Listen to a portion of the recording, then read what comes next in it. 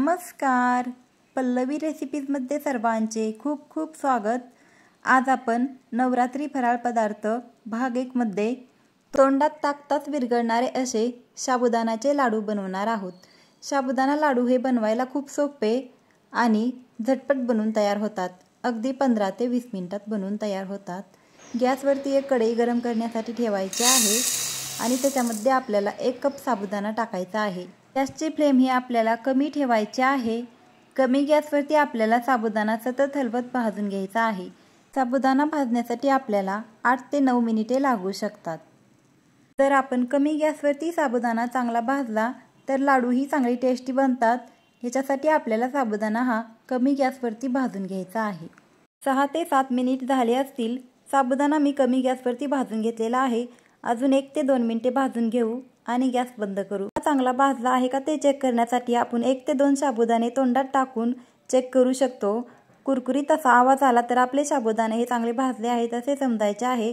Gas बंद करायचा आहे व एका ताटामध्ये थंड होण्यासाठी काढून ठेवायचे।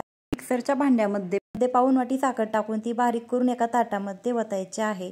नंतर आपल्याला त्याच भांड्यामध्ये साबुदाणा टाकायचा आहे व बारीक करून घ्यायचा आहे।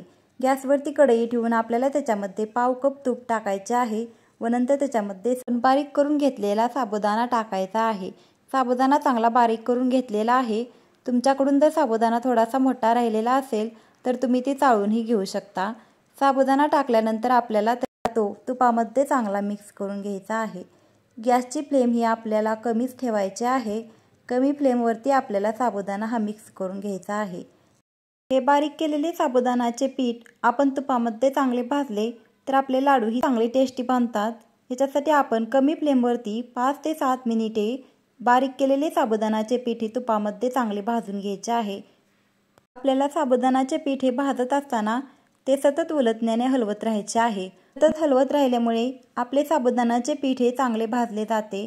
साबुदाण्याच्या पिठाचा हलकासा कलर चेंज होईपर्यंत आपल्याला ते भाजून घ्यायचे आहे।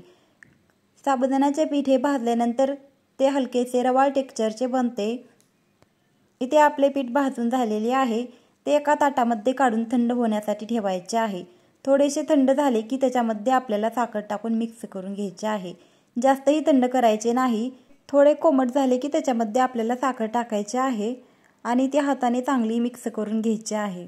तर आपण साबुदाण्याचे पीठ हे चांगले गरम असताना त्याच्यामध्ये साखर टाकली तर त्याच्या चांगल्या गुठळ्या बनतात। ह्याच्यासाठी आपल्याला ते थोडेसे थंड करायचे आहे व नंतर त्याच्यामध्ये साखर टाकायची आहे आणि ती हाताने चांगली मिक्स करून घ्यायची आहे।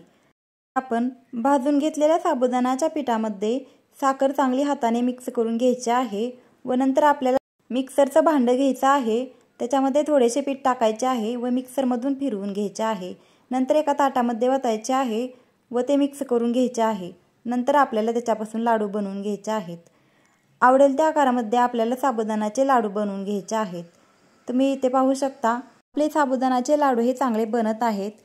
साबुदाण्याच्या लाडूचे मिश्रण हे जास्त कोरडे झाले असेल तर 1 ते 2 चमचे गरम तूप त्याच्यामध्ये टाकून मिक्स करायचे आहे व नंतर लाडू बांधून घ्यायचे आहेत।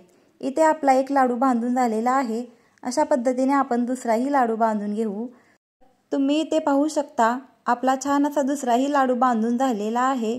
अशा पद्धतीने आपण राहिलेल्या मिश्रणाचे सर्व लाडू बांधून घ्यायचे आहेत।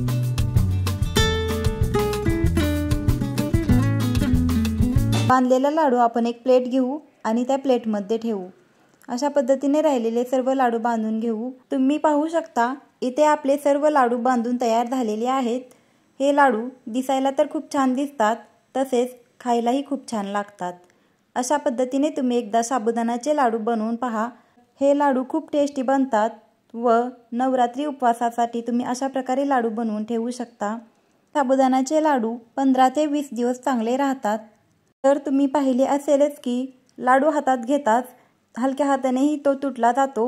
याचाच अर्थ हे लाडू खूपच मऊ बनलेले आहेत। तोंडात टाकताच विरघळणारे असे आपले साबुदाण्याचे लाडू बनून तयार झालेले आहेत। तुम्हाला हे लाडू आवडले का कमेंट करून नक्की सांगा। व्हिडिओ आवडला असल्यास लाईक करा व चॅनलला सबस्क्राईब करा। धन्यवाद।